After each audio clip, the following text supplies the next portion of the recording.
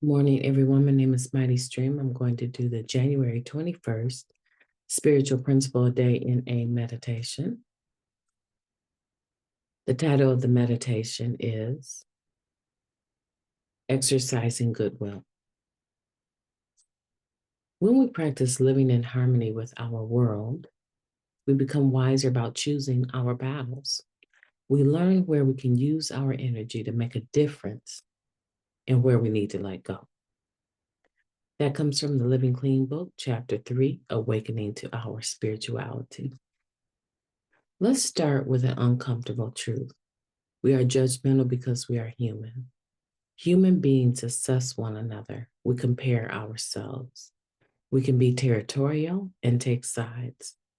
We come by this honestly. Our survival once depended on it. Add the self-centered nature of addiction to our humanness, and then throw in something we care passionately about, such as the fellowship of NA. And our judgment can become a weapon to control outcomes about NA-related issues that other members also care about. We can, however, turn down the volume on our judgments. With the volume adjusted, we learn that we can approach people and situations without engaging our fight or flight instincts. Our first thoughts may still be judgmental, but recovery gives us options about our behavior. It's our actions that matter most. When we have some clean time and service experience, it's tempting to tell members, groups, and service committees what's what. But having knowledge and wisdom doesn't give us authority. Group conscience is always more powerful than individual conscience. Sometimes, to our great surprise, newer members don't defer to us, or rather to those of us who have been around for a while, offering insights or suggestions the group had been missing before. Practicing the principle of goodwill with members doesn't mean we stay silent. Our opinions matter. Exercising goodwill assures those opinions don't matter more or less than anyone else's. We listen to others. Don't force the outcome to meet our desire. Allow others to make mistakes. Yes, even the ones we have already made. And acknowledge that our fellow members want the same things as we do: to stay clean and to carry the message in the most effective way possible. Goodwill invokes our primary purpose. It serves the greater good of NA, not our egos. I'll take a stance of goodwill toward others by sharing my experience, not dictating outcomes, and by demonstrating openness to the suggestions of others. Let's take a moment of silence, followed by the wee version of the Serenity Prayer. Moment of silence now, please.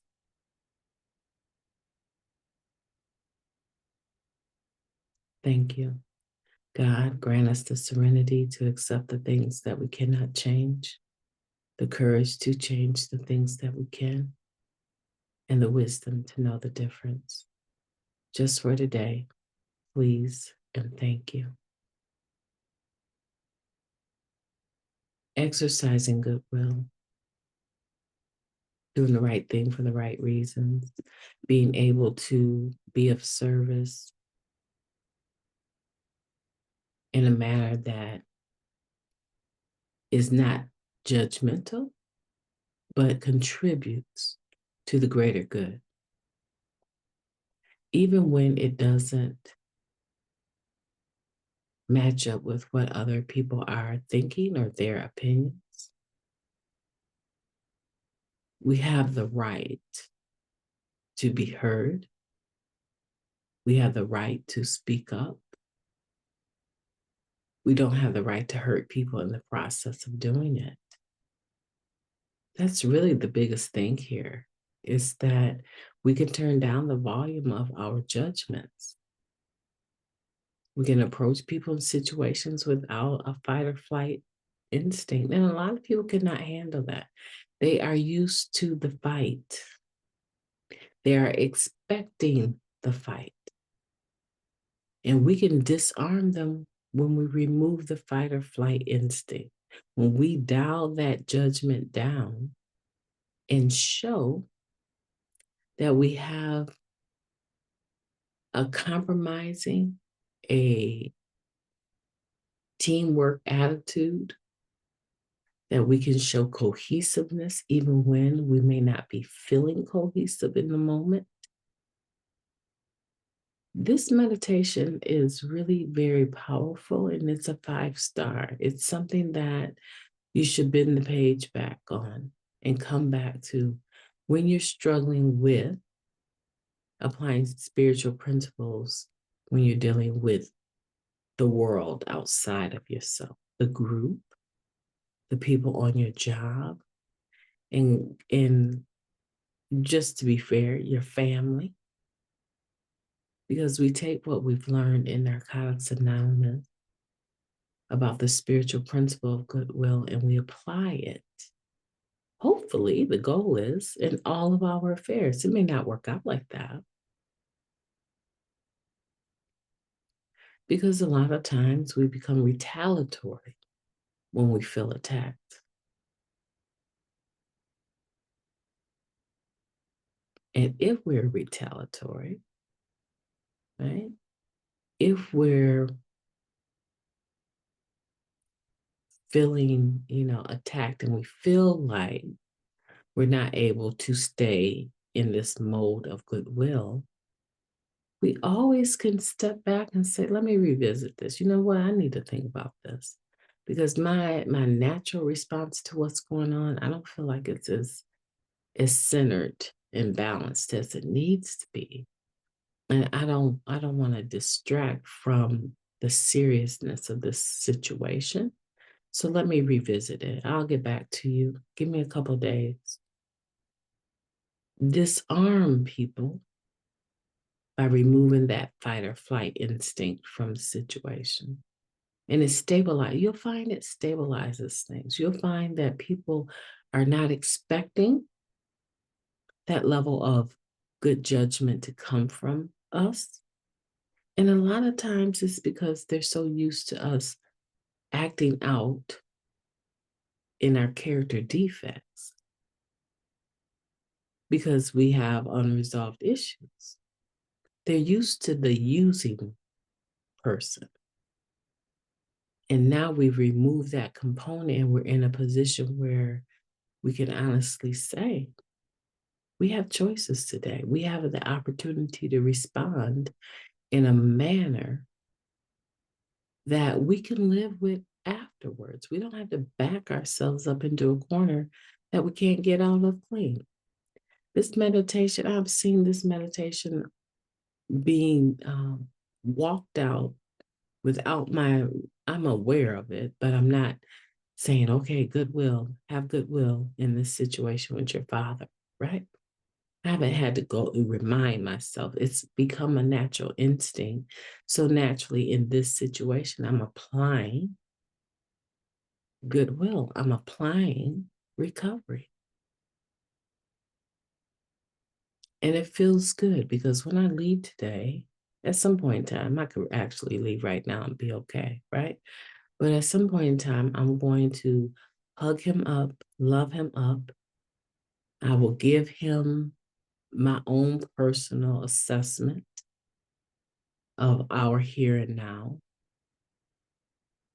And as long as he's coherent, I'll make a couple of suggestions of how he can, in his final days, I wouldn't say better parent, but handle the baton passing over in a manner that values all of his children that he's raised. Because from what I'm seeing, there's some areas where he's kind of, I don't know if it was just in haste or not thinking clearly, had missed a couple of areas. And I am very much worried about the impact of that on my siblings after he's gone. And so I want to come in before I leave and suggest, Father, that maybe you could tweak this a little bit and make it where it's more palatable, because we all know what you want and we'll honor that. But I think you could just add 3 or 4 words here that will make the other siblings um, want to have goodwill afterwards, and allow them all, because they were raised by him, to be cohesive. He cannot do that for me, right? He cannot do that for me because I wasn't a part of them like that. Although they're my siblings, right? He can't do that for me, but that is a gift that he can give to them. And so I can come in and I can say, just like this says, well, it doesn't mean that I have to stay silent. Practicing this principle of goodwill doesn't mean we stay silent. Our opinions matter. Excuse me, I'm tired. Experiencing goodwill assures those opinions don't matter more or less than anyone else's. See? So I can come in with that. I can say that my opinion matters. And Dad, I think that you need to add 3 or 4 words, right? So that your children, all of them, will feel as though you thought about each one, right? Instead of having forgotten some names because you're getting older, right? And that's really quite simple, the suggestion, not coming in to rock the boat, right? And you know what? Unfortunately, here we are talking about death again, losing our parents or loved ones, and because of the wreckage of our past. And I really don't believe it was the wreckage of my past, but because of the mm, situation and how I came about, right? The circumstances of my birth were not good. So I was in another family unit, right? And so it was not likely that I would ever be raised with my father. Okay. And it's just amazing that here we are talking about exercising goodwill, but we're talking about how sometimes the wreckage of our past, our disease of addiction, our histories cause us to still be isolated from the family or alienated in some cases from the family. And we have to brace ourselves. I can't tell you how many people in recovery I've talked to that had to brace themselves for the process of losing a loved one, a parent, knowing that their position was not what mattered, that they would not be the executive over the estate, right? The administrator of situations, that they would be bypassed. For one reason or another, it would fall on the shoulders of someone else that more than likely did not have the disease of addiction active in their lives like it was in ours, because that makes more sense to the person passing. That is more practical to them to give it to someone that they feel they know well enough and trust enough. And a lot of times we just don't get to re-earn that trust. If we do, that's wonderful. But a lot of times we don't get to have a seat at the table like that. And I watched a lot of people in recovery give up their recovery after losing a family member that they felt they should have had a better seat at the table or at a seat at all at the table. And that harm that causes them to realize that a part of the wreckage of their past has still not been repairable is oftentimes devastating. Now I have a sponsee that reached out to me and she said, "How you doing?" I said, "I'm so broken. I'm so broken to know that you're loved and that your siblings love you so much. But the seat at the table, I don't have a seat at the table. And to know that they love me and to honor me, but he made a decision. I don't have a seat at the table of his life." And it's so evident. I look around, I see one business card of mine that he has framed. He's framed a business card of mine that has my picture, but he has no other pictures. All these beautiful family photos, and I'm not in a single one of them because I was not a part of that family unit, right? My goodness, my mother was married to someone else when they had me, right? Somebody else's name is on my birth certificate, right? And you want to sit here and listen to this meditation, then let's get into it. Let's really talk about the stuff that we are recovering from. Some of the trauma that I've experienced was just their decision to be together, even though my mother was married, right? He could have done what he wanted to do, but you know, at the end of the day, some of the trauma that I've experienced had nothing to do with me, had more to do with their decision that landed them with the baby. So no, I wasn't out. I didn't have a seat at the table. I never did. And so for me to be able to process that and live with that is a miracle. I want to say a work of God, but it's miraculous in many ways.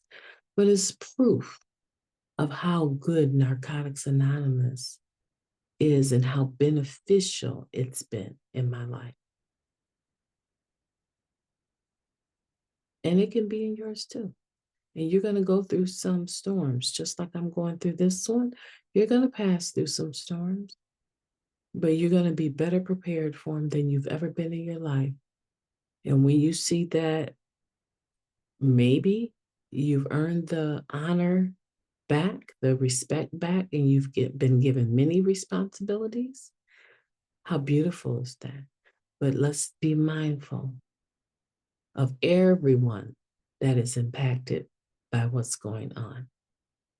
And we don't have to not include people just because the paperwork doesn't include them. How about that?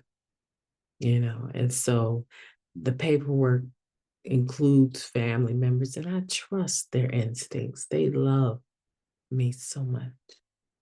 I'm not worried about that. I don't have a need that hasn't been provided for. I'm not worried about the finances. I'm not worried about that. I am worried about how they're going to come through it, right?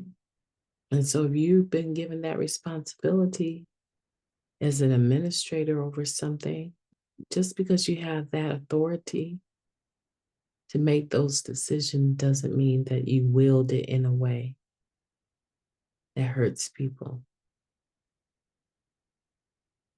Try to benefit the group, just like you would in Narcotics Anonymous. Try to benefit the family. We say that sometimes, right? Hello, family. My name is Mighty Stream. Yeah, we use that sometimes.